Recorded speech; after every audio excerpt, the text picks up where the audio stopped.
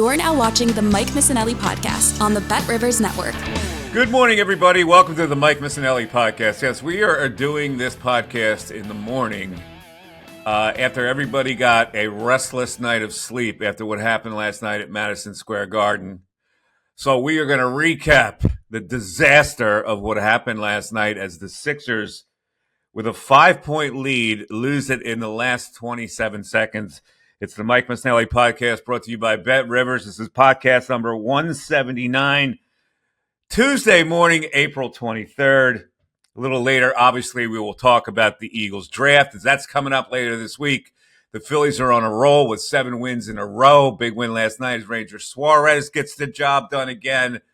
And then we'll have some interesting tidbits to talk about on Mike Unleashed. I am devastated by last night. I'm just stunned and in disbelief as to what happened last night, because this was a game that you didn't think the Sixers are going to win. During that game last night, the Knicks proved that they are a tougher team.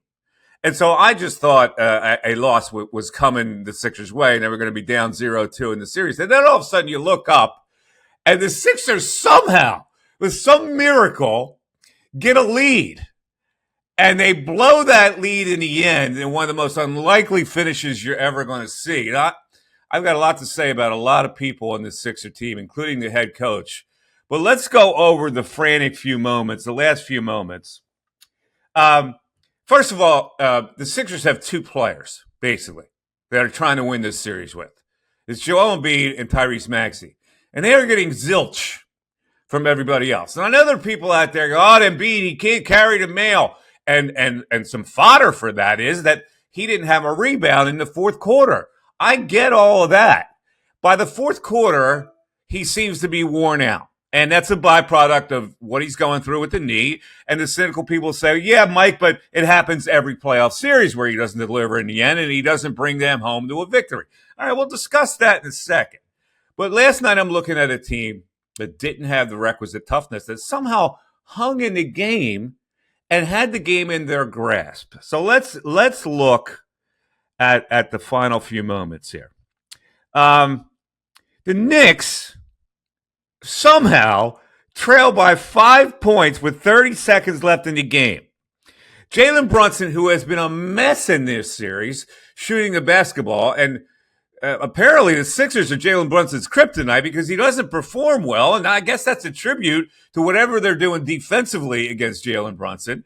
But last night, he finally gets a 3-pointer to go, and it's a bouncer from the corner, and afterwards he kind of looks relieved that it went in, and he puts his hands up. Now, at that point, it's 101-99. There are 27 seconds left in the game. Now, there are people that say, okay, the Sixers at that point should call a timeout, get organized, they'll get the ball at half court. They don't at that point. They inbound the ball, and it's Kyle Lowry inbounding the ball in kind of a desperate little float inbound toss to Maxey, who can't handle the ball because everybody is getting jostled as he's trying to corral the ball in the air. He falls down, and at that point, a seasoned veteran player, instead of trying to pass out of that, calls a timeout or gets tied up or whatever you need to do. Instead, he panics, and the Knicks get the ball back with Josh Hart. Now, again, at this point, people are going to scream for a foul. He gets fouled on the inbound pad. He got fouled while he's on the ground. If you look at the play, he legitimately lost the ball because the inbounds toss was being challenged by a couple of Knicks. So the Knicks get the ball back. DiVincenzo misses a 3-pointer. And for my money, this is the key part of the game because at that point, you have to get that rebound. You can't afford not to get that rebound. And if you look at the play, Hartenstein comes flying in on a direct line to the basketball. Tobias Harris is blocking out OG Anunoby, and Bede's on the other side kind of standing stationary, and Nick Batum is just watching the action. Now, I understand that Tobias Harris is not held in a lot of favor, and in fact, I criticized him last night for not blocking out Hartenstein on that play.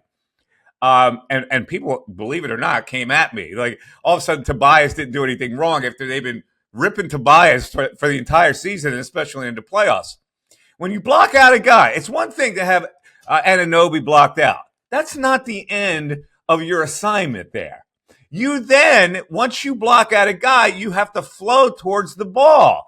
In a crucial moment like that, you can't afford to say, all right, I blocked out my guy. Now somebody else has to get the rebound.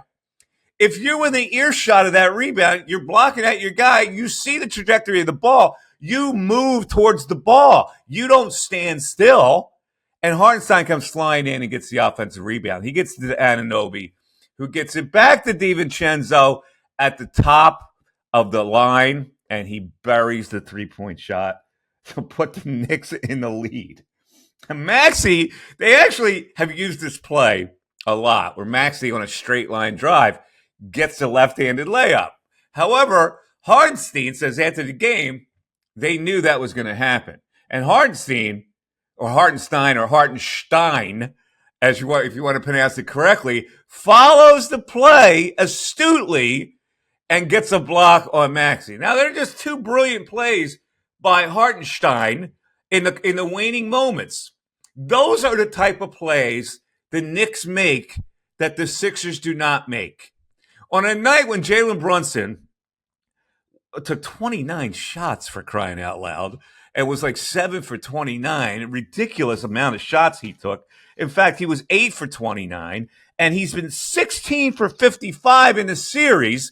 And on a night when your MVP candidate is not making a lot of shots, you get contributions from everybody else. And the Knicks get contributions from everybody else. Josh Hart played all 48 minutes last night. That dude is a warrior. Miles McBride comes off the bench and gives them a contribution. Anunoby gives them a contribution. Hartenstein gives them a contribution. Off the bench, the backup center comes in and gives them a contribution. They get contributions from everybody, and they play hard and they play tough. And it was amazing that the Sixers had the lead at the end of that game. I still don't know how it happened. So let's go back even further, because Kyle Lowry panicked on the inbounds play. But let's look at a play that's kind of overlooked. With 47.1 seconds left, DiVincenzo fouls Kyle, with a chance to put the Sixers up by 6 now with 47 seconds, which is pretty insurmountable. It's 100 to 96. Makes the first, misses the second free throw with a chance to go up 6. That's a key play. Kyle Lowry, at age 38, a veteran's been through the wars, cannot afford to miss that free throw there. So after the game, and I'm disappointed by this, the Sixers got out-toughed. All right, that's the bottom line. And for people out there that don't want to believe that and you want to blame the officiating, that's fine. That's an easy way out. And Nick Nurse blames the officiating after it, saying that they waved him off when he was trying to get a timeout when Maxey was on the floor, and the officials waved him off because the ball's still live at that point, and they're not going to give him that timeout. But after the game, the Sixers announced that they're going to file a grievance over the officiating. Now, come on now. Seriously, where are we, in high school? You're going to file a grievance? You had a chance to make plays at the end of that game. I just went over it. The Kyle Lowry missed free throw, the offensive rebound, the block on Maxey, the Embiid not getting a rebound in the fourth quarter. These are all things that add up that make you either lose or win a game. And the Sixers are going to file a grievance over the officiating? I mean, come on. The thing about that is that you're just going to play into the idiot fans' hands with that. Oh, see? They're going to file a grievance over the officiating. See that? They got hosed. That's why they didn't win that game. When in reality is that they didn't win that game because they didn't make enough plays in the end. I'll give them the courage of getting back in that game, staying close to the point where they can actually win a game, where I thought they were totally outclassed. I'll give them that kind of credit. But at that point, that's a winnable game that you have to finish. I'm reading all the aftermath of the game this morning, because it was really an unsettling feeling for last night to see that they actually lost that game. So you get up early, have a cup of coffee, you read everybody. And I'm reading David Murphy column in the Philadelphia Inquirer, where he says, Embiid and Maxey shined in the exact moments and situation where a team most needs to rely on their horses. What? Yeah, okay. They scored a lot of points. They scored 69 of the Sixers total. I get that. They're the only two players that really you can count on at this point for the Philadelphia 76ers. But they didn't shine in the moments. Maxey lost the ball in a key spot and got blocked on a layup, and Embiid didn't get a rebound in the fourth quarter. And so you're going to just disregard that? No. Let's go deeper into this. The guys that they brought off the bench last night, I just want to go over this because this speaks to what the Sixers were supposedly built for. They were going to have more depth coming off the bench. Now, Melton being hurt obviously hurts that. But last night, the guys they brought off the bench were Paul Reed. How's he look in crucial moments? Does he look like a terror in those crucial moments? Nick Batum. And I warned people when he made those threes the other night in a play-in game, I warned people, I hope he has that on videotape because it's never going to come close to happening again. Nick Batum stood around for 33 minutes last night. Scored 6 points, 2 for 5 with 5 rebounds. And Buddy Hield. Now, if you're not watching the Sixers and seeing that there are two guys who are supposed to help the Sixers offensively who have shown that the moment is too big for them. And I warned everybody about this. I warned everybody about Kelly Oubre, who in my mind is the classic example of a con. And what I mean by con is he teases you with some ability. But when you really need him to deliver, he doesn't deliver. And that's why he's on his 5th team right now. Kelly Oubre last night in the starting lineup played 26 minutes. He had 4 points and 2 rebounds. And there are people that are going to say, well, he played pretty good defense on Jalen Brunson. You need more from Kelly Oubre offensively. And he did not deliver. And the same with Buddy Hield, who looks scared out of his mind. Why? Because Buddy Hield has never played in the playoffs. He's never played in the cauldron of a playoff. He had never scored a basket in the playoffs until he scored on a layup last night. Played 15 minutes of crap.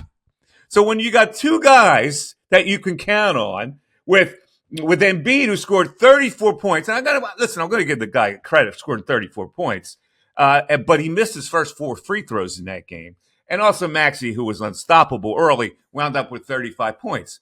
You're going to tell me you're going to beat a team as tough as the Knicks with two guys that are performing? Tobias Harris had 10 points last night. Where are you getting contributions from to think that you can win a series against a team that plays like that? All right, let's bring in producer Darren. Darren, go ahead. Fire away. What do you got? I mean, Mike, I've been saying this for weeks. They're 2 players and a bench that couldn't beat Roman Catholic. This team has no depth. Forget the damn refs last night. I hate filing a grievance is embarrassing. It's really embarrassing because they got out-hustled. Team basketball is kryptonite for this Sixers team. They crumble. The Miami Heat, I mean, they were lucky to beat Miami in that playing game. If Butler doesn't get hurt, they lose that game. The Knicks are a tougher team. They're deeper. They play as a team. The Sixers, they're going to be lucky to win a game, Mike. They will be lucky to win one in Philly. They're not going to win any in New York. I mean, it's not going to be a long series. The odds are that you lose the first 2 games, it's 85% the other team wins. So I don't. And Embiid last night, it's just it's puffery when he says, "Well, they're still going to win the series. We should have won both games." No, yeah, you should have. You should have won both games. I get it. Maybe you're trying. It's like false confidence, trying to pump everybody up. Yeah. They had 5 guys that did not play coach's decision last night on their bench. 5. So the only guys that they played were Batum, Reed, and Hield. KJ Martin, no play. Mo Bamba, no play. Cameron Payne's not even getting any minutes, and he's a guy that could probably help a little bit. Dalton, I don't even know why he's on the roster, and Ricky Council IV, who they're terrified to play, even though he probably can give them some energy. So when we talk about Nick Nurse. So when does the general manager start getting blamed, Mike? When does the general manager start getting some Well, heat I think the in general some manager games? has been He walks on water in that well organization. with the organization, but maybe not the fans, and certainly not with me, because I thought it was a misguided ploy to bring in all those older role players in, thinking that you were going to be able to get contributions from Yeah. them off the bench when they were all played out, and now you are left with this. And you just listen. You just all you got to do is look at the box score and say, how can this team right now beat the New York Knicks? How? Because the Knicks don't wobble. They may have bad shooting nights. Like Brunson, I don't know what's going on with him right now. He's not playing with as much confidence. Maybe the Sixers defense is doing that, but it didn't matter. This is an MVP candidate who has shot 16 for 55. The Knicks have won both games. Why? Because they just are tougher. They play like I would give my kingdom for a guy like Josh Hart. Now, for some reason he's shooting the basketball in this series when he can't shoot a lick. That guy is constant energy for 48 minutes. 48 minutes in an NBA playoff game after playing an entire season. That is big ass testicles right there with Josh Hart. And they all play tough. And Miles McBride, who knew him coming into this year? They play tough. And I look at the Knicks and I go, if I'm a Knicks fan, I'm really proud of the way that team plays. I mean, Mitchell Robinson comes off the bench, has been giving them contributions. They haven't even played a Chewy yet. They only played 3 guys off the bench last night. Bogdanovich, Robinson, McBride, all of them made contributions. Bogdanovich made a couple of insane 3-pointers that helped them last night. And they got their 5 starters in double figures. Anunoby had 10. Hartenstein had 14. The game of his life last night. But he plays like a maniac. And he throws up these left-handed shots that go in. Brunson had 24, shooting 8 for 29. Did go to the foul line a lot. And Josh Hart again with 21 points and DiVincenzo with 19. The Villanova guys have been there before. And those guys, and this is where I'll give Jay Wright credit, along with Thibodeau, because he's the same type of coach who demands effort and defensive effort from these guys. But those guys are not spooked in the big moment because they've been in so many big moments. So, we're going to look at this again. We're going to look at this series. And we talked about it before because people are going to say, see, Embiid is never in shape in the playoffs and blah, blah, blah. And I can't say that they're wrong. But it's like, how are you going to do better than having Embiid as a centerpiece and give up on this whole thing? You are kind of caught in a bear trap here with Embiid. You got to roll with it. Now, the only thing I would say to Embiid, and I've been saying this for years, and I've been chastised for saying it. He needs to lose 30 pounds. He needs to get his body more like Giannis. I know he's not going to ever look like Giannis, but he needs to get his body in that kind of position where he doesn't look heavy-legged out there. He looks heavy-legged, and look, I can't complain about his output last night. But if you're a little more life, and it's less stress that you're going to feel on your pins, which are a little weaker at this point. So that's what I would say, and it's never going to happen because he is just, I don't know, maybe his body type can't handle that kind of thing. But I look at an Embiid that came out of Kansas, and he was like Giannis. So I don't know why he couldn't lose 30 pounds and see where that takes him. Because we see where this takes him. We see where this puts heavy stress on his joints, going up and down, up and down, up and down. And in this particular situation where he's coming off surgery, I guarantee you that he has some pain in that leg after coming into surgery, and he's stressing it out. And so by the fourth quarter, he doesn't have any hops. And that's what's happening. You can see it plainly. So where do they go from here? I don't know. The series isn't over. I know. I understand that. But for me, there's no way that they can summon enough acumen to beat the New York Knicks here with a 2-0 lead, the way the Knicks play. If the Knicks were flimsy, like if they were a team that, sometimes Boston can get flimsy. You saw them last year. They check out of a couple games. The Knicks aren't that team because they're not going to check out of any game. So they can beat you with toughness alone rather than having their stars score a lot of points. And that's why I don't think the Sixers can win this. And then we're back to square one with the Sixers finally getting rid of Tobias Harris and have all kinds of cap space, which might not do them any good anyway because the free agent class is not great. So they're going to have to orchestrate some kind of a trade and use that cap money to do that for next year. All right. Let's move on because a lot of other things are happening in Philadelphia. Of course, this week, the draft. Man, I have no idea where the Eagles are going to go. I think that their plan would be to trade up and get the cornerback who I think they like a lot, Quinion Mitchell from Toledo. Now, he's rising up the board, and he may be taken from 10 to 12. So for the Eagles to get into that spot, they're going to have to make a trade. But they're going to have to make a trade with a team that could also use that guy.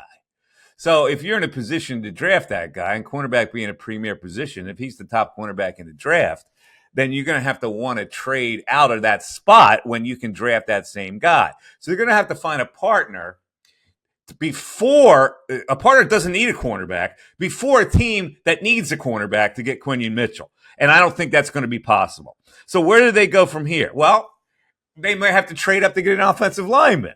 If they miss out on Quinion Mitchell, maybe they trade up to 15 and they get J.C. Latham, the tackle from Alabama, which is a possibility. They could sit there and take Terrion Arnold, the cornerback from Alabama.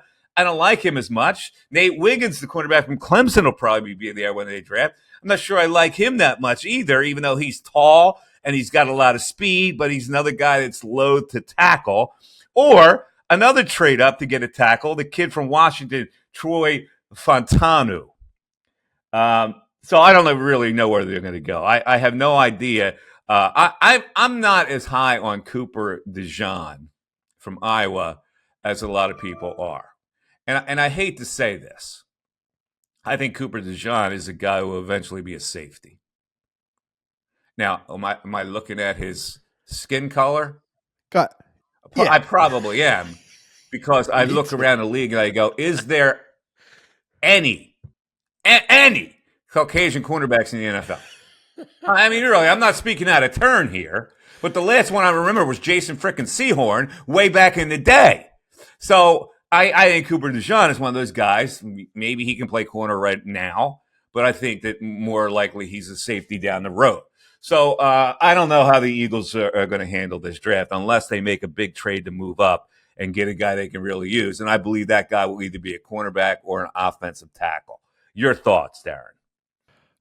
From the beginning, since the season ended, I've been saying that they will go cornerback or offensive line. I'm pretty sure it's going to be a cornerback. And like you, I want nothing to do with Cooper DeJean. I'm confused as to why people are so high on him. I know he had some good stats in college. I know he's a great athlete. But I mean, every other cornerback that's in the top 5 has light years of potential more than him. I think they're going to trade up. I think they probably already have a couple deals in place. If a guy they want is there, they usually do, at least of late. Everybody thinks Howie Roseman goes back in the first round. Of late, he's moved up almost every time. And I do think that they're going to move up and draft a cornerback. Unless one of those big, top 2 or 3 tackles just falls. But I would be really surprised. All right, Cooper DeJean, I think they fit the Eagles because he's versatile. And Vic Fangio loves versatile players. In other words, they can move him into a slot. They can move him to safety. But you're right. I think that they need a corner right now that they can develop for that position for the long haul because, Darius Slay's 33 years old and Bradbury is over 30, and you never know what you're going to get from Bradbury. So I agree with that. But we'll see what happens with the Eagles draft. And we'll get in more of that draft a little later in the week and examine the players that could be available. It's funny. There's a lot of information on players. And this guy from The Athletic, Dane Brugler, who's pretty good at evaluating players, has ranked like his top 300 players. So, we'll look at who's on that list and who the Sixers, the Eagles. I still have the Sixers on my mind. I can't believe that game. I was just like stunned by it. I'm looking at this game. I'm going, I can't believe they're going to win this game. In fact, I was texting with my boy Frank Isola, who does the starting lineup on Sirius XM Radio. How did the Knicks lose this game? And then all of a sudden, boom! Within 27 seconds, the Knicks win it. It was a turnaround that I really just did not expect. That I'm thinking, oh my God, the Sixers are going to steal this game. Maybe they can win this series. And poof, it was just taken away. All right, so let's move on to the Phillies. They've won the 7th in a row. I'm a cynic, right? Because I didn't really pay attention to the first 6 because they played the 2 worst teams in the league. I don't know how an organization gets as bad, especially the Chicago White Sox. I don't know how it's possible to mess up an organization and wind up with that. I mean, the Oakland A's are better than the White Sox or the Rockies. And I don't get how a front office can just allow that kind of thing to happen. The White Sox are terrible. They have no pitching. They have no fielding. They have no offense at all. So I didn't really pay attention. Now, last night, the Reds, they're a spunky team. And Ranger Suarez, again, delivers. I mean, the guy's been masterful this season. They won their 7th in a row last night. Unfortunately, nobody saw the game. Right? Because if you were watching the Phillies last night with that Sixers-Knicks game, I salute to you. You're a true baseball fan. But nobody watched that game last night. You look up and the Phillies win on a shutout. And I give shout out to my man Cody Clemens, who comes up because Bryce Harper is on maternity leave or paternity leave, whatever you call it, and he has a double and a home run. And then Rojas has a triple. Now, I'm getting a lot of heat on Twitter from people. So you wanted to send him to AAA. And again, see, here's the thing about me. I've been in this game for a really long time, right? I've been in this business analyzing players. I do not get a Woody over a little bit of production. I just do not do that. So for the people always overreact. Okay, he's raised his average. He's almost at 250 now, and he has slung in some hits against some bad pitching. And last night he hit a triple. That's okay. All I'm saying to you guys is, hold up a little bit. He has not conquered the major leagues yet. I hope he has, because that would be a major part of the Phillies' success if he can stay up here and hit 240. But I'm just saying, relax. Just chill out a little bit. I don't think that he's solved the puzzle yet of major league pitching. All right, let's close it down. You can get me, Mike at MikeMiss.com for an email, Mike at MikeMiss.com. You can check me out on Twitter at MikeMiss25 on Twitter. And also, I invited the people down at the winery last week. A good time was had by all of our. A couple of bachelorette parties at the winery last week. I showed up with my little dog, and my dog ran right to tables of 8 chicks, just hanging around drinking wine, and just they couldn't have been more delighted. My dog abandons me to go and flirt with other people. It's really an amazing phenomenon. And she just stays there and gets pet for like a half an hour while I'm talking business. But that's Natali Vineyards, and it's in Cape May Courthouse, New Jersey. And we're getting a lot of good days. We got music going on Sundays now. So when the weather gets nicer, shoot down to Natali Vineyards at Cape May Courthouse. You may see me there, but you'll have a good time and you'll drink some really good wines. All right, I think that's about it for today. Don't forget to get your lawn checked out with Natural Lawn. My lawn is spectacular. I mowed it a couple times. I love mowing my lawn because when you mow it, it comes back better. And with this great weather, the lawns are looking green and healthy, and that's because I use Natural Lawn. All right, you want a personal shout out? Also, go to cameo.com. I'll give you a personal shout out. Are we done? Anything we missed? No? We covered everything on the list. All right. Sixers, it's a damn shame. But they live another day, and they have 5 games left in the series. Can they win 4 of 5? I get the fingers crossed, but I also have them crossed behind my back. Yeah. Have a great day. It's a beautiful day, everybody. And we'll talk to you later in the week with a couple podcasts. We'll be on after the Sixers' next game to give you a live update. And, of course, we'll have our draft show on Thursday. So take care, everybody. And in the words of the late, great Steve Fredericks, see you.